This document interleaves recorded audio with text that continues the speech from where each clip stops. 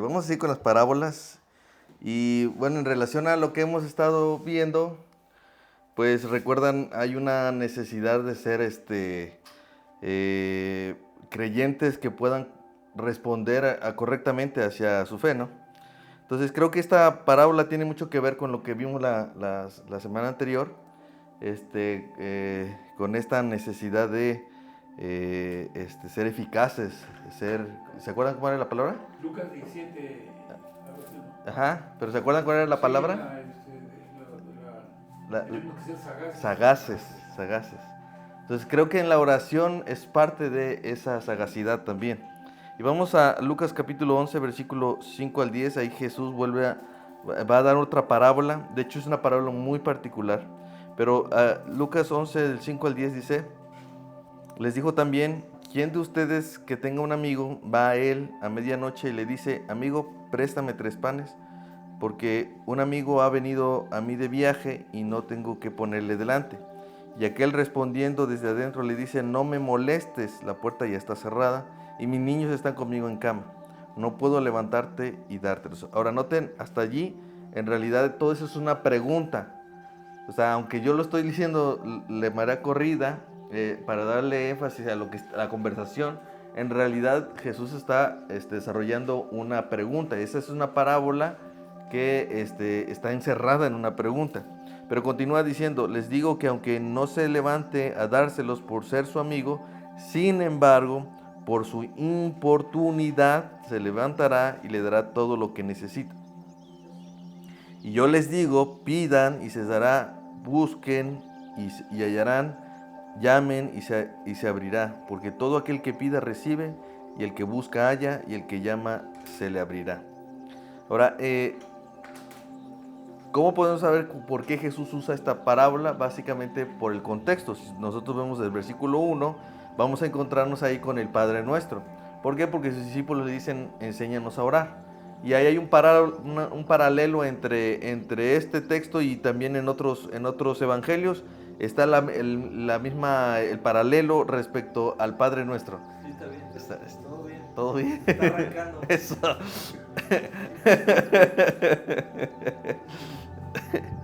¿Sí? Entonces, si vemos el contexto, los primeros versículos, ¿cuál es el tema central o el tema principal? ¿Qué es lo que vemos ahí? Dice, aconteció que estaba Jesús orando en un lugar y cuando terminó uno de sus discípulos dijo, Señor, enséñanos a orar. Como también Juan enseñó a sus discípulos, dijo, cuando oren, hagan así. Entonces, ¿cuál es el tema o cuál es la idea que se está desarrollando? La oración, ¿sí? Entonces, la parábola tiene el sentido de hablar la oración, es decir, la parábola va a dar algún principio importante respecto a la oración, porque les está enseñando a orar. Entonces, inmediatamente lo que vemos allí es que Jesús está usando esta parábola con la intención de seguir hablando de la oración, pero mostrando a través de él un principio. ¿Por qué Jesús usa esta ilustración o esta parábola? Yo creo que lo que Jesús quiere es que nosotros conozcamos el poder detrás de la oración y el elemento que siempre lo acompaña. Y eso es lo que vamos a ver un poquito ya al final. Ahora, ¿cuáles son los personajes principales? ¿Cuáles notan ahí que sean los personajes? No son personajes, son los discípulos, son reales. En la parábola, los amigos, ¿no? ¿Qué más? O sea, está los hijos pueden estar ahí, ajá, ¿sí? ¿Y qué más? En este caso la visita, que es un amigo también, ¿no? Pero es la visita.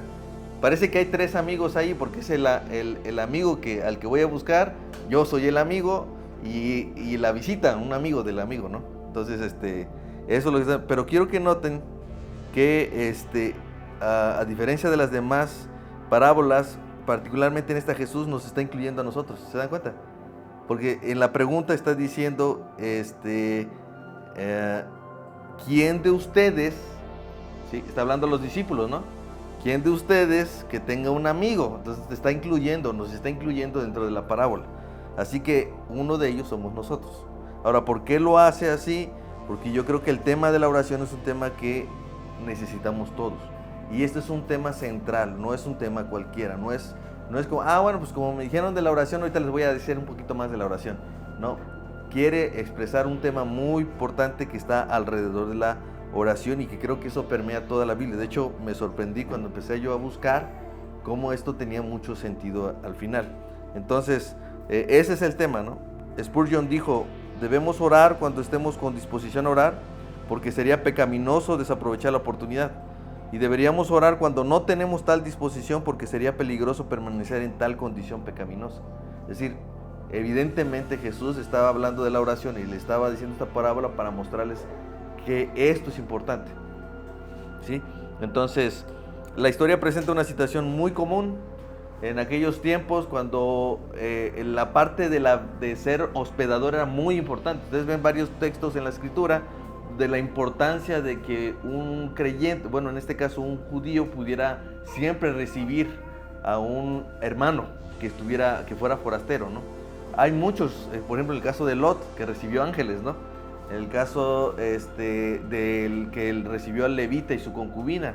Entonces, hay varios aspectos donde esto se desarrolla. El único momento donde esa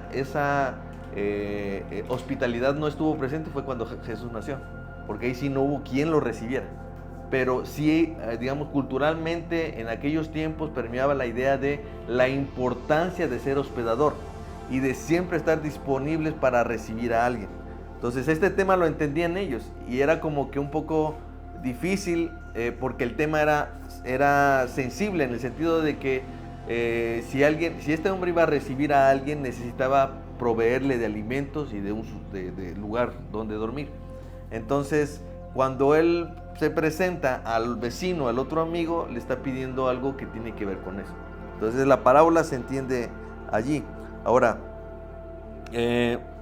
sin embargo, dice allí, cuando ya Jesús termina de decir la parábola, porque toda la parábola está dentro de esa pregunta, él ya no tiene necesidad de seguirla usando como un medio para seguir expresando algo. De hecho, uno esperaría que hubiera cambiado un poco la historia, pero Jesús simplemente ya termina la parábola y dice una aplicación inmediatamente, ¿sí? Por eso les dice, y yo les digo que aunque no se levante a dárselos por ser su amigo, ahí ya no es la parábola, ahí ya está diciendo qué es lo que comúnmente va a suceder, ¿no? Sin embargo, por su importunidad, es decir, por su insistencia, se levantará y le dará todo lo que necesita. Al final, en la parábola no hizo como que, oye, siguió insistiendo, siguió tocando, diciendo, no seas mala onda, mira que ahí lo tengo, está parado en la puerta, ni modo que le digo que se vaya. No lo dice ya en la parábola, pero ya lo que dijo es suficiente para ilustrar y decir, ¿sabe qué? Pues aquí está la aplicación.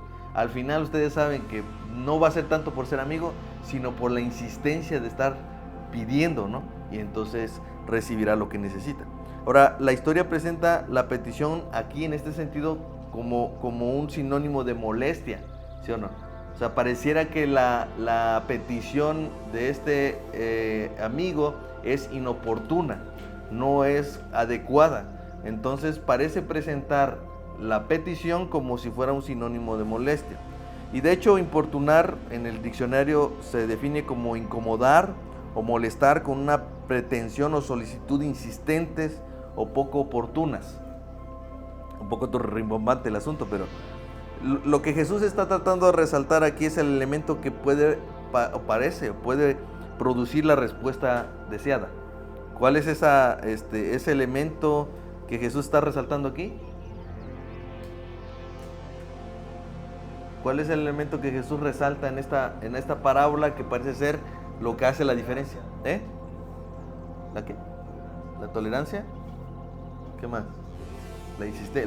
La importunidad que tiene. O sea, parece ser que por la importunidad entonces le dará lo que desea, lo que dice allí, ¿no? Parece ser que entonces es el elemento que produce la respuesta deseada. Es decir, que la actitud con la que se dispone a pedir es lo que produce que reciba lo que está pidiendo. Entonces, esa palabra se puede traducir también como con descaro o sinvergüenza. O sea, parece ser que la palabra importuno es como si fueras sinvergüenza o si fueras descarado para pedir las cosas. No sé si alguna vez tenga alguien así, una persona muy, muy descarada que pide para todo y de todo.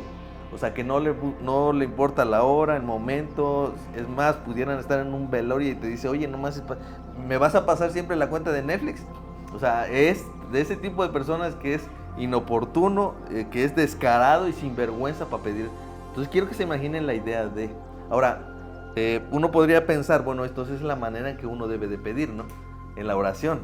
O sea, que sea uno descarado y sinvergüenza. Vamos a tratar de darle la idea correcta, porque no es esa la idea. No es que seamos descarados, como diciendo, ¿saben cómo sería un descarado en este caso? Que yo estuviera insistiendo en una oración con Dios diciendo al Señor, déjame abrir un bar. O sea, será un bar que cerramos a las 12 de la noche, pero dame chance, abre. No, eso no es lo que vamos a estar pidiendo. Entonces, lo que creo que está mostrando ahí es que ustedes saben que hay vecinos a vecinos, ¿va? O que hay amigos a amigos. Hay amigos que tú puedes molestar con toda la confianza e importunar porque sabes que puedes hacerlo, ¿sí? Y hay vecinos que tú no lo harías, o sea, tú no le molestarías, no lo harías, pero tú sabes que hay otros que sí. Entonces yo creo que lo que está mostrando ahí es esa confianza que genera poder decirlo. Y eso es uno de los elementos que debemos tener a la hora de buscar a Dios en oración. Confianza, de saber que Él está allí para mí, ¿sí? Entonces, creo que al final esta parábola es una parábola de comparación, porque lo que Jesús quiere hacer es comparar a este amigo con lo que Dios en realidad haría. Si Dios no es como este amigo. Noten que el vecino, fíjense cómo hay un paralelo aquí, noten que el vecino pidió 3 panes, ¿y qué pasó con el amigo? El amigo no se lo dio. Dice, buscó la ayuda de su amigo y no lo halló. Llamó a la puerta de su amigo, ¿y qué? ¿Le abrió? No le abrió. Entonces, Jesús dice que el Padre no actuaría así. El Padre no va a actuar así, porque dice, yo les digo, pidan y se les dará, ¿sí? Busquen y hallarán, llamen y se abrirá, porque todo aquel que pide recibe, y el que busca halla, y el que llama se le abrirá. Ahí está, ¿sí? ¿Se dan cuenta cómo el amigo dice, pues oye, vengo a pedirte, pero no se le dio? Vengo a buscar y no encontré, o sea, no hubo, y vine a tocar la puerta y no se me abrió. Entonces está usando esos elementos para decir, bueno, ¿qué pasaría con el Padre? Dice, no, con el Padre sería diferente. Con el Padre, miren, yo les digo, pidan y se les va a dar. Busquen y van a hallar. Toquen y se les abrirá la puerta, ¿no? Así va a ser con el Padre. Y de hecho, inmediatamente va a usar otra ilustración para hacer una comparación entre el Padre y un Padre celestial. O sea, el Padre celestial y un Padre terrenal. Pues dice ahí inmediatamente en el siguiente versículo, ¿qué padre de ustedes, si su hijo le pide pan, le dará una serpiente? O si pide pescado, en lugar de pescado le dará la primera una piedra, le dará una serpiente. Y si le pide un huevo, le dará un escorpión. Pues si ustedes, siendo malos, saben dar buenas dádivas a vuestros hijos, ¿cuánto más? Y esa es la palabra de comparación. ¿Cuánto más su Padre Celestial dará el Espíritu Santo a el que se lo pida? ¿Sí? De nuevo hace otra comparación, usa la ilustración de un Padre terrenal contra un Padre celestial. La idea es mostrar a un Dios que no solo está dispuesto a responder, sino que va a responder nuestras peticiones con lo mejor. ¿Sí? Porque si dice allí, pues en comparación con un padre siendo malo puede dar a sus hijos cosas buenas, ¿cuánto más el Padre Celestial nos dará cosas mucho mejores? Ahora aquí hay una nota de balance, ¿sí? Cuando hablamos de cosas mucho mejores, no estaba hablando que si tú estabas pensando en un Chevy, Dios te va a dar un Ferrari. O si estabas pensando en una casa de 1 piso, es que Dios te va a dar una de 2 pisos o con alberca. No. O sea, nosotros debemos entender que cuando estamos hablando de cosas mucho mejores, no son cosas que de nuestra carne, que sean mejores para nosotros, ¿sí? Sino de aquellas cosas mejores para Dios. Acuérdense que dice la Escritura que a los que aman a Dios, todas las cosas cooperan para bien, ¿sí? Incluso los problemas. Entonces, aunque no sean necesariamente lo que nos conviene a nosotros, siempre será lo mejor que Dios puede darnos, ¿sí? Y eso es algo bien complicado de entender, ¿sí? Entonces, el punto central de la parábola es mostrar que el Padre no es como el amigo vecino, ni tampoco es como el Padre terrenal, sino mucho mejor que eso. Porque Él sí está dispuesto a abrir, Él sí está dispuesto a dar lo que pides y a dar lo mejor que lo que nosotros pudiéramos darle a nuestros hijos, ¿sí? Entonces, si a un amigo puede levantarse a medianoche para proveer la necesidad de un amigo, cuanto más nuestro Padre Celestial. Y si un padre de sangre puede dar buenas cosas a sus hijos, cuanto más nuestro Padre Celestial. Ahí está, ¿no? Sí está claro. O sea, la parábola tiene la intención de mostrar que el Padre no es como el amigo, o como lo que se ilustra de este amigo. Entonces, pero noten aquí algo muy importante, ¿sí? Jesús ha venido construyendo esta idea que les he dicho, ¿no? Pero al final introduce un elemento que no tiene sentido. ¿Ya notaron cuál es? Esto rompe con toda la lógica de lo que venimos platicando y del sentido común. ¿Ya notaron qué es lo que no tiene sentido? Él dice, ¿cuánto más su Padre Celestial dará qué? A los que se lo pidan. La pregunta es, ¿qué tiene que ver el Espíritu Santo con todo esto? O sea, porque uno diría, o estaría pensando que hubiera dicho, pidan y recibirán todo lo que quieran, o busquen y hallarán lo que sea, como si fuera una lámpara, ¿no? de ladito. Y toquen y se les abrirá todas las puertas que ustedes se imaginen. ¿Sí? O sea, todo lo que ustedes quieran se les va a abrir, los caminos se les abrirán, etcétera, ¿no? Pero no, Dios no está prometiendo nada más que el Espíritu Santo. O sea, al final, toda esa parábola, toda esa construcción de esa idea de cómo debemos orar, ¿sí? Bueno, le dice a los discípulos, ¿cómo deben de orar? Y después les dice, miren, comparado con ese amigo que pusimos de ejemplo y ese Padre que pusimos de ejemplo, ese Dios eterno no se compara con ninguno de ellos, ¿sí? Sino que dice, cuanto más Él nos dará algo mucho mejor. ¿Y qué es eso mucho mejor? El Espíritu Santo. Entonces, y ya se dan cuenta cómo es que Dios está conectando la oración con el Espíritu Santo. Porque normalmente usamos la oración como una forma de pedir cosas, ¿sí? Pero que no pedimos correctamente. Si nosotros seguimos en el contexto, o sea, si seguimos leyendo un poco más, se darán cuenta que seguirá hablando del Espíritu Santo. O sea, inmediatamente de esta ilustración del Padre y diciendo cuánto más el Padre Celestial, inmediatamente parece que da un cortón y está sacando un demonio, ¿sí? Él está sacando un demonio y los fariseos se les ocurre decir, por Belcebú echa fuera demonios. Allí en Lucas, en este capítulo, no dice lo que dice Mateo, pero es un paralelo. Mateo responde de esta manera. O sea, Jesús responde en el caso de Mateo. Dice, a cualquiera que dijera alguna palabra contra el Hijo del Hombre le será perdonado, pero el que hable contra el Espíritu Santo no le será perdonado ni en este siglo ni en el venidero. ¿Esto qué significa? ¿Sí? Lo que estaba sucediendo en el contexto. O sea, el problema de los fariseos es que estaban atentando y estaban blasfemando contra el Espíritu Santo. ¿En qué forma? Cuando decían, no es el Espíritu Santo quien saca demonios, es Belcebú. Y Jesús les dice, si ustedes dijeran que yo soy, porque incluso lo llegaron a decir que era un bastardo, ¿ustedes se acuerdan, no? Los fariseos le llaman bastardo a Jesús, porque se reconocía que habían tenido un hijo fuera de, ¿no? Entonces le llaman bastardo. Dicen, ¿saben qué? Pues esas palabras a mí no me ofenden, pero esto es contra el Espíritu. Y cualquiera que blasfeme contra el Espíritu ya no tiene nada, no tiene oportunidad de nada. La pregunta es ¿por qué? ¿Por qué ya no hay oportunidad? Porque el Espíritu Santo es el que hace el trabajo de conversión, ¿sí? No hay de las tres personas de la Trinidad, el Espíritu Santo es tan importante para nuestra conversión que sin Él, aunque Jesús hubiera venido a la cruz, no hubiera tenido ningún sentido. Porque el Padre llama, Él escoge, Él llama, pero el Hijo viene a hacer la obra, a morir en la cruz, pero el Espíritu es el que convence. El Espíritu es el que cambia el alma. El Espíritu Santo es lo que yo no puedo hacer con mis palabras y lo que no podemos hacer absolutamente nadie. ¿Cuántos de nosotros hemos estado orando por un amigo, por un familiar que se convierta? Orando. La pregunta, ¿cuál es el elemento que va a trascender en esa oración? O la persona más bien. El Espíritu Santo. Lo que Jesús está diciendo o está conectando es que mi oración no tendrá ningún poder si yo no considero el Espíritu Santo. O si yo no considero, ni siquiera estoy pensando. Es como si dijeras, voy a ir al centro, ¿sí? Y tú dices, pues estoy queriendo ir, pero no estoy pensando cómo irme.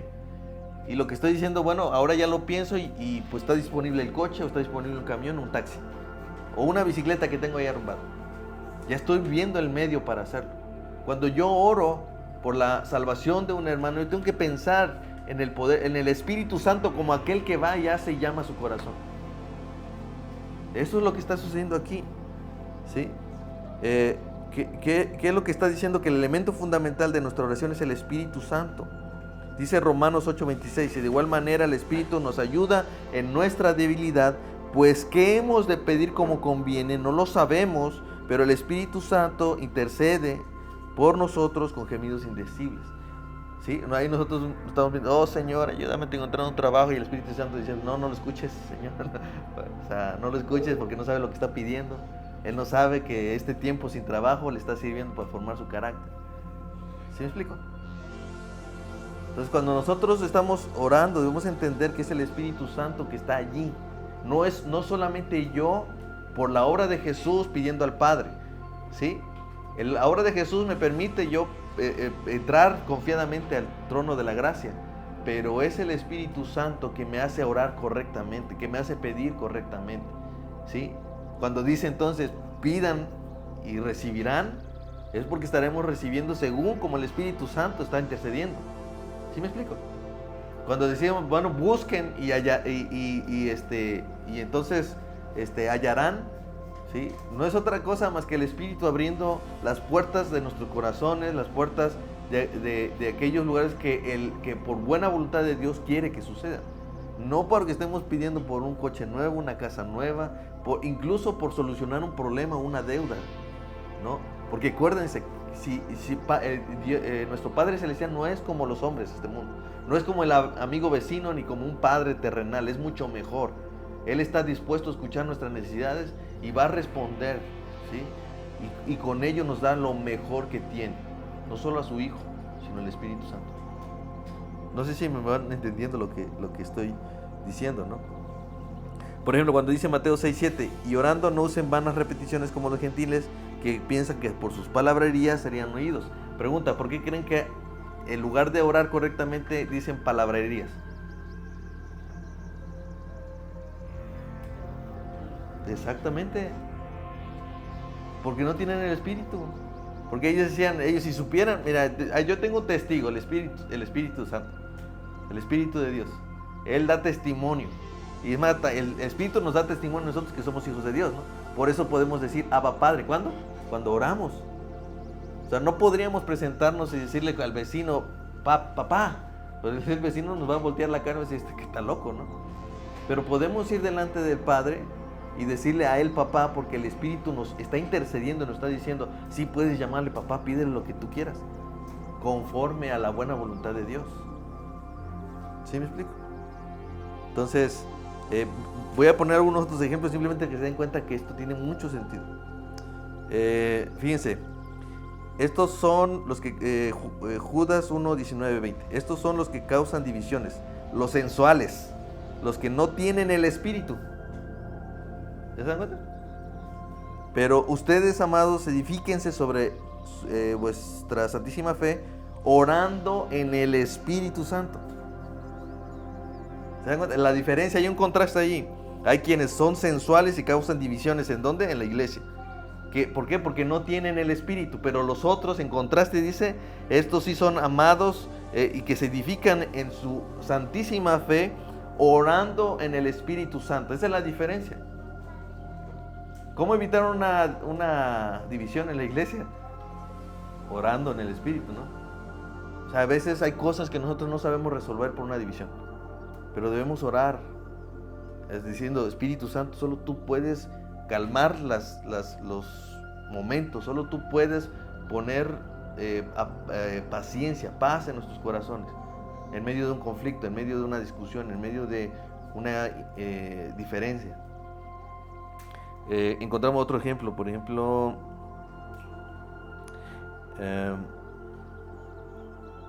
fíjense, segunda de Pedro 1:21, porque nunca la profecía fue traída por voluntad humana, sino que los santos hombres de Dios hablaron siendo inspirados por el Espíritu Santo.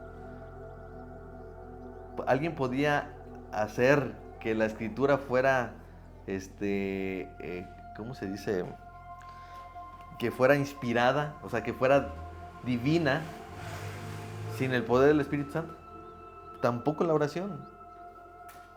No es posible que hoy estemos estudiando una palabra inspirada si no fuera por el Espíritu Santo, inspirando a aquellos hombres. Tampoco es posible que nosotros vayamos y oremos al Señor, al Padre, sin el Espíritu Santo. Es imposible. Porque solamente Él conoce. Dice la Escritura, ¿quién conoce lo más secreto y profundo de Dios, sino su Espíritu Santo? ¿Sí me explico? Voy a buscar otro. Es que traje una lista súper grandísima, pero fíjense, primera Tesalonicenses 1:5. Pues nuestro evangelio no llegó a ustedes en palabras solamente, sino también en poder, en el Espíritu Santo y en plena certidumbre, como también saben cuáles fueron entre ustedes por amor a ustedes. ¿Se dan cuenta? No, por ejemplo, ahorita estamos estudiando la palabra o estamos estudiando el evangelio, ¿sí? Pablo está diciendo, cuando se les habló a ustedes el evangelio, no fue solamente con palabras. Es imposible que una persona se convierta únicamente por palabras. Se requiere del poder del Espíritu Santo, porque es el que convence de pecado, juicio y justicia. ¿Se dan cuenta? Entonces es imposible que nosotros vayamos, Dios lo que está diciendo, Jesús está diciendo, miren, de todo lo que les dije, porque está diciendo el Padre Nuestro, ya quizás en otro tiempo estudiamos el Padre Nuestro, pero ahora le está diciendo, hay un elemento que nunca debe faltar en su oración, ¿sí? El Espíritu Santo. Y la pregunta, ¿nosotros lo quitamos? Pues sí, generalmente lo quitamos cuando nosotros oramos de nuestra carne, cuando estamos orando con cosas terrenales, ¿sí? ¿Cómo vamos a ver lo que nos conviene si nosotros no somos llenos del Espíritu? Cuando dice la Escritura que seamos llenos del Espíritu Santo, no se refiere a otra cosa más que leer la Escritura. Cuando yo conozco la voluntad de Dios, no iré contra la voluntad de Dios. El Espíritu Santo me ayudará a orar conforme a la voluntad de Dios. Y no es otra cosa que lo que la palabra de Dios ya dice. No algo nuevo, no algo que yo me imaginé, ni que yo, no, y es cuando yo estoy lleno del Espíritu Santo. Llenarse del Espíritu Santo no es otra cosa que llenarme de su palabra todos los días, y todos los días estaré orando. Quizás no lo hago bien todavía, pero voy a mejorar, porque ahí está el Espíritu Santo. Y incluso lo hemos dejado de orar así. Todos oramos y decimos, Padre, ayúdanos. Pero hay cosas que hace el Espíritu Santo y no se las pedimos a Él. Ahora, no estoy diciendo que eso es una blasfemia, o sea, una herejía, pero consideremos, Espíritu Santo, ayúdame, porque yo no voy a cambiar mi carácter, sino... ¿Qué dice la Escritura en Gálatas? Mas el fruto del Espíritu es amor, gozo, paz, paciencia, benignidad, bondad, fe, mansedumbre, templanza. Contra tales cosas no hay ley. Señor, ayúdame a amar más. Señor, ayúdame a tener paciencia. Señor, ayúdame con mi templanza, que yo no sea tan iracundo. Ayúdame con...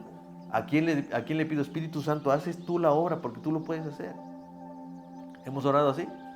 Generalmente no. Pero podemos decir, Espíritu Santo. Ahora, vuelvo a repetir, no estoy diciendo que esté mal cuando decimos, Padre, ayúdanos con esto. Pero sabemos que es el Espíritu Santo que hace esa obra. Entonces, lo que Jesús está haciendo con todo esto es eso. Es eso, el poder entender que el elemento es el Espíritu Santo. Miren, fíjense, me gusta mucho 1 Tesalonicenses 5:16. Dice, estén siempre gozosos. Es más, yo pienso que si nos vamos un poquito más atrás, tendría mucho que ver con lo que dice ahí, pero estén siempre gozosos. Fíjense que ese es un elemento bien complicado para nosotros, ¿no? Oren sin cesar, ahí está el elemento de la oración. Den gracias en todo, otra vez la oración, porque esta es la voluntad de Dios. ¿Se dan cuenta cómo para con nosotros en Cristo Jesús? No apaguen el espíritu, ¿sí? No menosprecien las profecías, examínenlo todo, retengan lo bueno, absténganse de toda especie de mal. Todo eso no es posible sin el Espíritu Santo. ¿Cómo abstenerme de lo malo sin el Espíritu Santo? ¿Cómo hacer lo bueno sin el Espíritu Santo? ¿Cómo gozarme sin el Espíritu Santo? ¿Cómo lo hago? Porque esas cosas no los voy a hacer porque fui a un coaching o fui a alguien que me empezó a hablar y me dijo, tú puedes ser feliz y tú... No, eso solamente lo hace el Espíritu Santo. ¿Me explico? ¿Cómo voy a dar gracias a Dios en medio de mi tribulación, en medio de mi dificultad? ¿Cómo puedo dar gracias a Dios cuando me está yendo tan mal? Solamente el Espíritu Santo puede hacer. Por eso Job, cuando oró, que se le perdió todo, perdió a sus hijos y todo lo que tenía, ¿qué dijo? Jehová Dios, Jehová quitó, sea el nombre de Dios bendito. Entonces, el elemento importante de nuestra oración es el Espíritu Santo. Y eso es lo que el Padre, cuando habla de estas parábolas, lo que Él está diciendo, Padre es mucho mejor que este amigo vecino y mucho mejor que un padre, porque Él no solamente está dispuesto a escuchar, sino que nos ha dado lo mejor para poder pedir su Espíritu Santo. Amén. ¿Alguna pregunta, comentario?